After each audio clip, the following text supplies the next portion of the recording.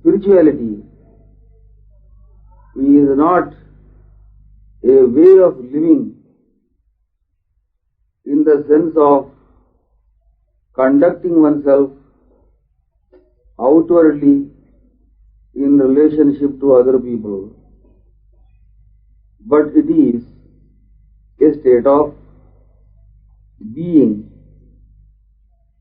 a word with which everyone is familiar, but the meaning of which is not clear to most people, because everybody has heard the words being and doing, and merely because you are familiar with the words God, freedom, immortality, etc., it does not mean that the meaning of these words are clear to the minds of people. Spirituality is a state of being. But a doubt will arise in the mind, is it also not doing something? Is it only being? Because we have heard from many people that spirituality implies also intense unselfish activity, and the more you become spiritual, the more is your capacity to work, the more you become capable of doing unselfish service, so that spirituality is also doing instead of merely being. Such doubt can come in the minds of people. So how do you say that spirituality is a state of being rather than doing? This doubt arises because one is not clear as to the real meaning of being or doing. We are brought up from our very childhood in an atmosphere of social relationship, and we cannot get out of this prejudice. We should call it a prejudice. Prejudice means a state of attitude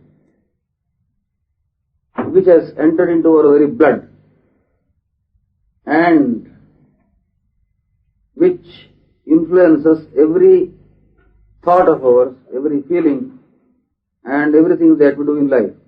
It is at the background of everything that we think and feel and act. That is called a prejudice. It has no logical basis. A prejudiced person cannot be logically converted into a new line of thinking, because already there is a predisposition to a particular way of thinking on account of the atmosphere in which one has been brought up. Now, when I say prejudice, I do not mean merely the conditions in which you have been brought up in this particular life, because you had many lives in previous incarnations. You must have taken thousands of births, and all the impressions of your thoughts and feelings and actions of millions and millions of births that you have taken add to the prejudice of your thinking, so that what you are thinking today is a cumulative effect of all that you have thought and felt and done in many, many births through which you have passed. Do you understand what I am saying? But this prejudice has become a part of our nature. It is not merely a psychological function in the ordinary sense of the term. It is something that cannot be separated from our own skin. Our very existence is a prejudice. Now, this peculiar trait of ours has a meaning which is deeper than ordinary human conduct. the basis of this externalized, socialized attitude is the primary prejudice of the mind, which is called the concept of space, time and cause. This is your main prejudice. That I am an Indian, I am a German, and I am a man and a woman, it is a minor prejudice. But a major prejudice is that I am in space and in time, and I am in a system of causal relations. That is a higher prejudice. Nobody can get out of this prejudice. Whatever be your extent of knowledge, whatever be the depth of your genius, you cannot get out of the idea that you are in space and you are in time and things are connected in some sort of a causal relation. Not only that, that things are outside you. Now, I am again coming to the point of the difference between being and doing. Why this peculiar notion of the distinction between being and doing has arisen? Is because you have a distinction between yourself and other people in the world. There is a distinction drawn between yourself and others. You are not I and I am not you. This is something very simple to understand. Inasmuch as my existence, which is or my being, is different from the being of other people, I have a necessity to develop a relationship with other people. This is called doing. So necessity of doing arises on account of my not being one with others and others not being one with me. If I am they and they are I, the question of doing does not arise because there is nothing to be done. But it is not true. I am not they and they are not I. You are different people and I am a different person. You have a being of your own. You exist. And I have a being of my own and I exist. But my being is different from your being. Isn't it? But what is the connection between my being and your being? That connection is called action. That's why you do something and I do something. So, we have the original doubt in the mind of there being a fundamental difference between being and doing.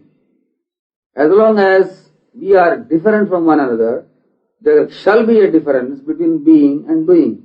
You cannot get out of this notion.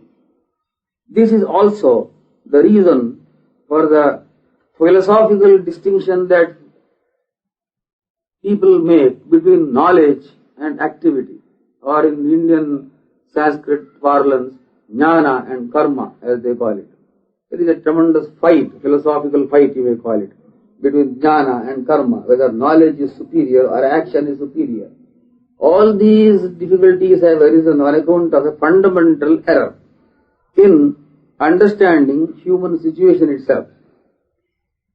Whether knowledge is superior or action is superior, this question arises from the another question, whether I am one with you or I am different from you. If I am different from you, really speaking, then action cannot be avoided. It is superior in its own way. But if there is some sort of a connection between you and me, what is that connection? Now you are sitting there, so many yards away from me. Do you see any connection between you and me? I can see no connection. There is no wire connecting you to me, no thread. Nothing is there. Absolutely, we are different from one another. Absolutely. Even little connection is not there between you and me. If that is the case, it would be very difficult to live in this world. Because on one side, we have a compulsive feeling that there is some connection between ourselves and others. On the other side, we cannot see any connection visibly. And that is why we are fighting with people. Every day you can fight with me and I can fight with you. I disagree with you and you disagree with me. I do not like you and you do not like me. Why this situation arises? Because you cannot see any connection with me and I cannot see any connection with you. It cannot be seen. Well, it is very practical truth. What is the connection? He is sitting there. What link is there between you and me? Absolutely nothing. So I can do anything to you and you can do anything to me. This is called war, battle, social tension. And this cannot stop as long as we have a feeling that we are not connected but among ourselves. But there is another peculiar trait in us which makes us feel it cannot be like that. Why do I feel a sympathy for him? Why do I feel a pity for him? Why do I feel like speaking to him? Why do I feel like helping him? Why do I feel like having some kind of a social relationship with him if absolutely there is no connection between you and him? Anything, do you understand me? Anything that is not really connected with another thing cannot have a sympathy for that thing. Sympathy means connection. It is not merely a psychological word, it is also a philosophical word. Sympathy means relationship and rapport. Some kind of a invisible connection. Even if you are far, far away, 1000 miles away from me, you can bear a relationship with me, you can think of me. And sometimes thoughts establish a greater relation than even physical relation.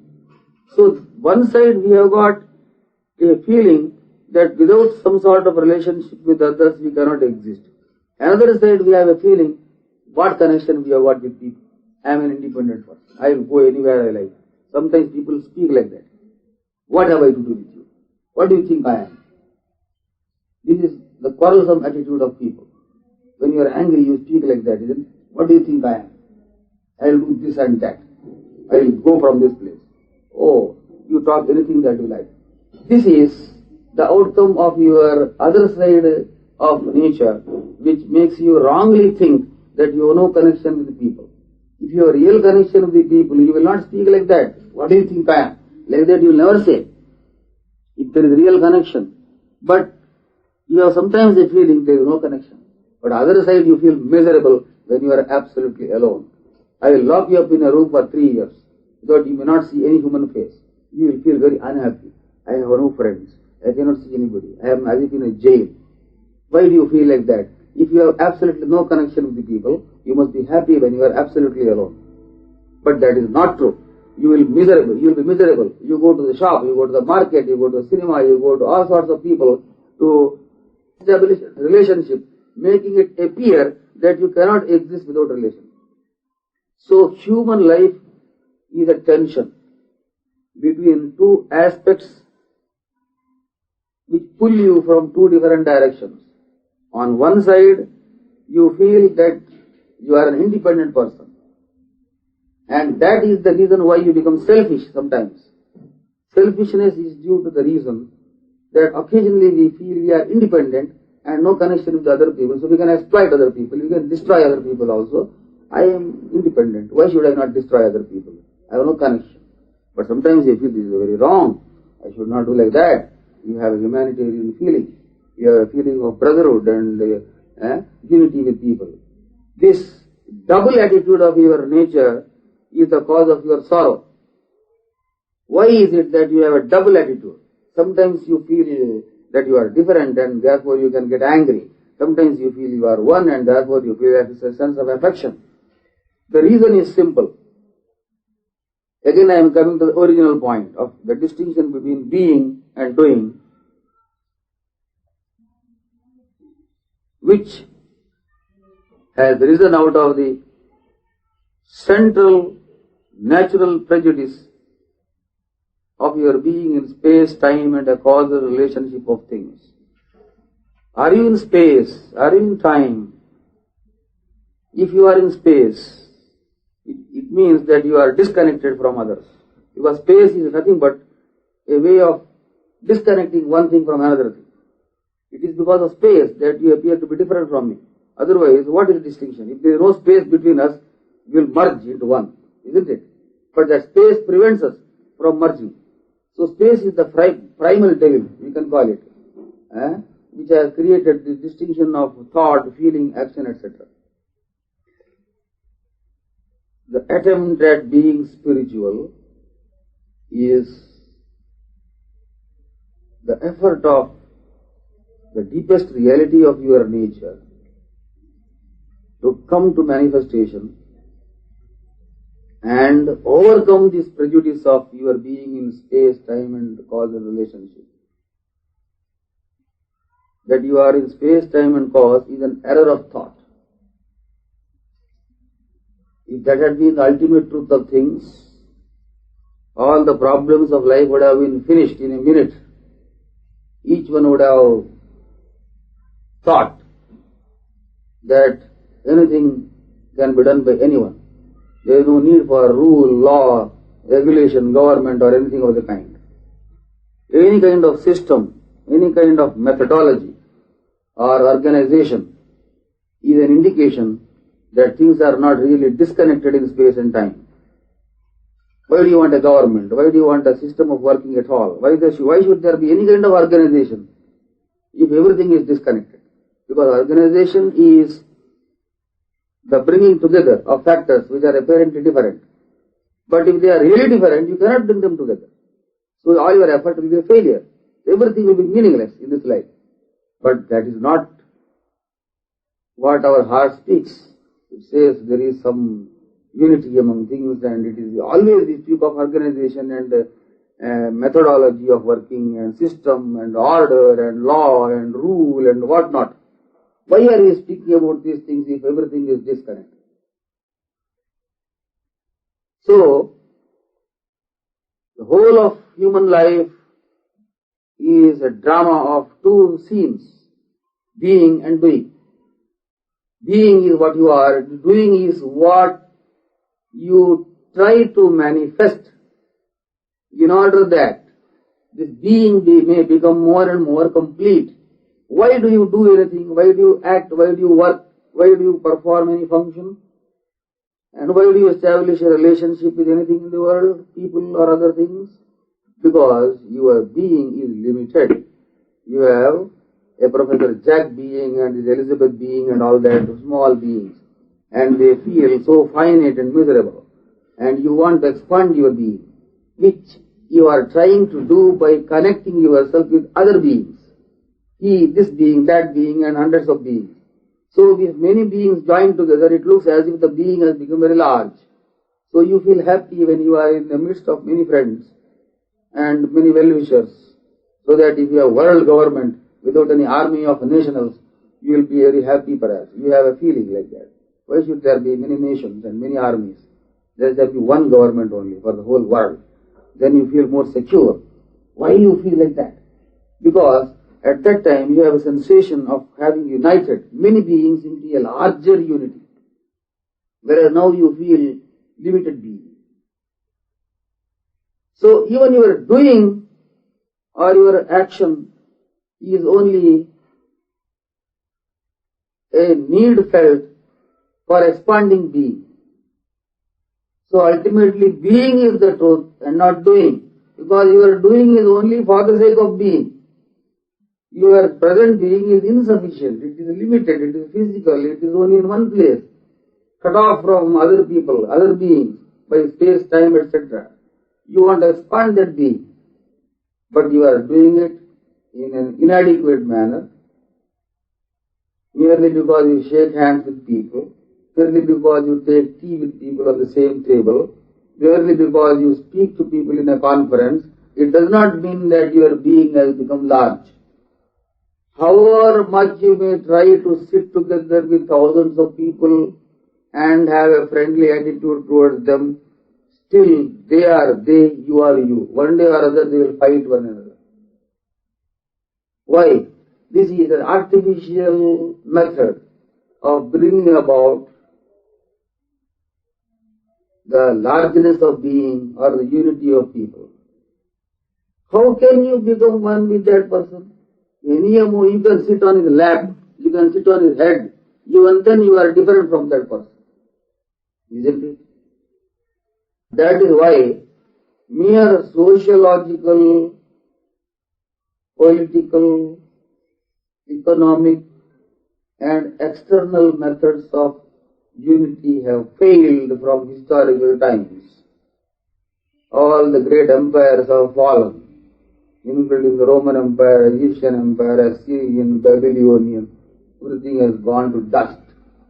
Because these were all erroneous methods attempted by people with a pious motive, no doubt, for bringing about a unity which cannot be brought about by merely piling of particulars. The joining of people into a social unity is only a grouping of particulars into a heap, and that is not real unity. What you are trying is to have a single being ultimately. All your beings should join together into a single being, like a single ocean having all the drops within it. You cannot see many drops in the ocean, though there are many drops. They are all one only. The whole ocean is one drop only, ultimately. Isn't it? It is a big drop. But you contain small drops. You cannot separate them. But if you join many stones or sand particles together, you cannot call it a single unity. Each sand particle is different from other sand particles. So our joining together socially, politically, economically and externally is something like trying to join millions of sand particles together. They will never join. Sand particles are different from one another in spite of their being in one basket. So spirituality, now I am coming to the original point of what I said. Spirituality is not mere social relationship, though many people think it is also a part of spirituality. It can manifest itself as social relationship later on, but itself is not identical with it. Spirituality is the consciousness of being. In Sanskrit we call it Sat. Sat means pure being. And it is not limited being, because anything that is limited is unhappy. That's why you want to become more rich and more powerful. How much richness you want? You want the whole of Brazil. You want the whole of South America. You want the whole of both America, whole world, sky, sun, moon, stars. Even then you are not happy. Why is it that you have got such desires? Your power you want to expand to unlimitedness. Your wealth you want to expand to unlimitedness. Your being you want to expand to unlimitedness. Until that is achieved, you will not be happy. So man is unhappy. Man is unhappy because of a limited being. So spirituality, to come to the point again, is expansion of being. And whatever you do as an action is also a part of being. It is meant for expanding being. That is why they say karma yoga is a yoga by itself for God realization. You will be wondering what is the connection between karma and God. The connection is simple. Every kind of relationship with others is an attempt of the soul to come to a unity of being in a largeness which expands the entire infinitude. In this supreme being, the supreme being is called God. You call God supreme being because there is only one being. And all beings put together, many people sitting together is not one being. Just as I mentioned to you in the analogy, many sand particles put together do not make one sand particle. In the being of God, you merge as all drops merge in the ocean.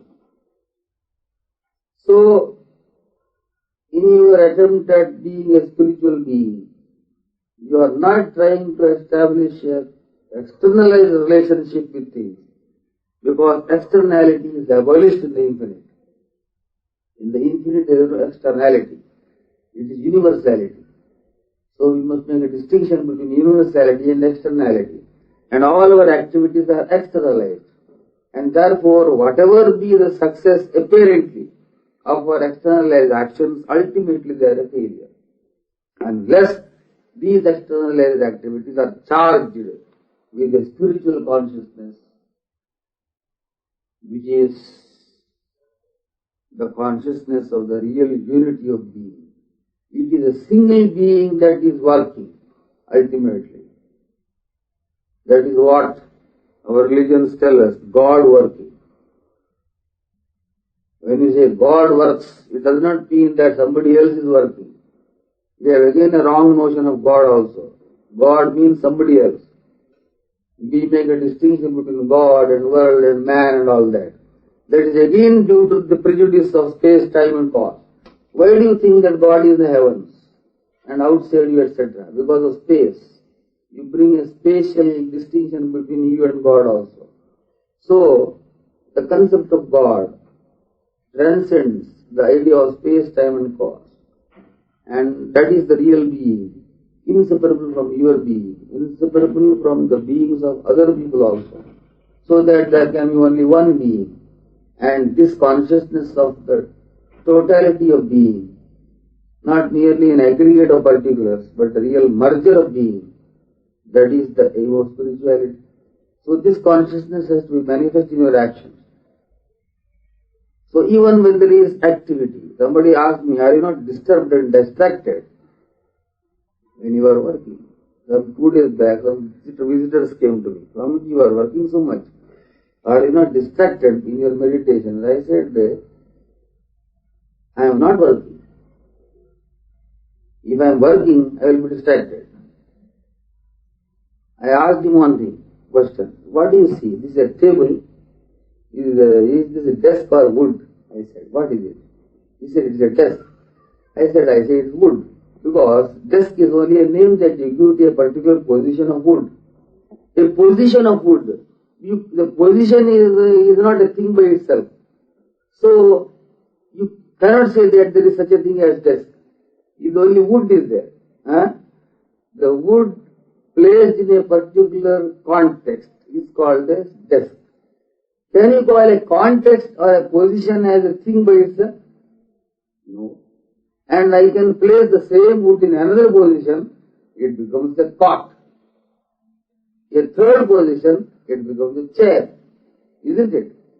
So there is no such thing as chair, no such thing as table, no such thing as desk except the wood. So I said, I am also in my own humble way trying to see, no such thing as work exists. It is only consciousness that exists, just as wood only exists behind the table. He said, very difficult to understand this thing. I said, very difficult, what can I do? But once you become habituated to this way of thinking, all your activity becomes a manifestation of your being. You yourself are moving in your actions, like the ocean moving through the waves.